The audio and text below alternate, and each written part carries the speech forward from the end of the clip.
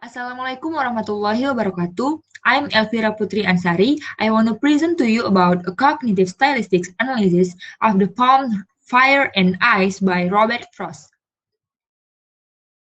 I want to break down these presentations with breakdown three theoretical background. First one is cognitive stylistics and the second schema theory and conceptual metaphor theory. So, this is cognitive stylistics explore how certain types of metaphorical image can only be understood by using the reader's knowledge, belief, and inference. So, this is schema theory, focused on how knowledge is mentally represented in the mind of individuals and used to interpret information.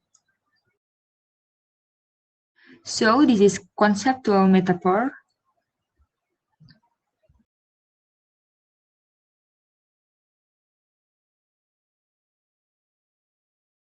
This is search of the data. Next part. For patterns of language first used to portray new metaphorical and conceptual image schemas, I divided into 3 points: first, symbolism; second, personification; and the third, paradox. For the first point, symbolism.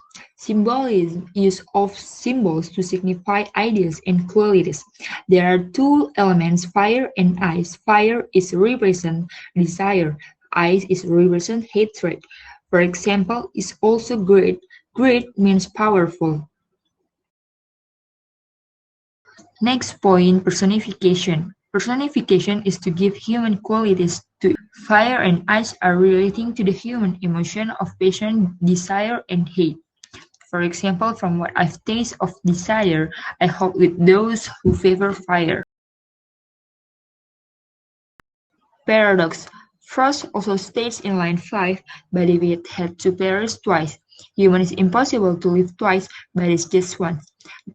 It means that human soul can end with ice as well. It isn't only fire, so Robert Frost had obtained the title of this poem. There is fire and ice, not fire or ice.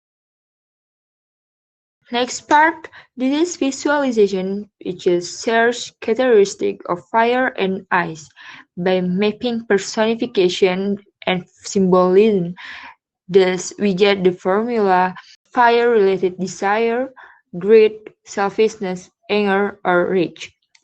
Ice related with hatred, indifference, envy, intolerance. And then we can see poetic devices of fire and ice. The first point is rhyme scheme. The rhyme scheme followed by the entire poem. Like first stanza is A B A A, and the second stanza is B C B C B. And the second, alliteration. Alliteration is the repetition of consonant sounds in the same line, such as the sound of E in the word will, and the sound of I in the word fire. And then anaphora. The anaphora is the repetition of a word of expression in the first part of some verse. Example, some say in first line, in the first and second line.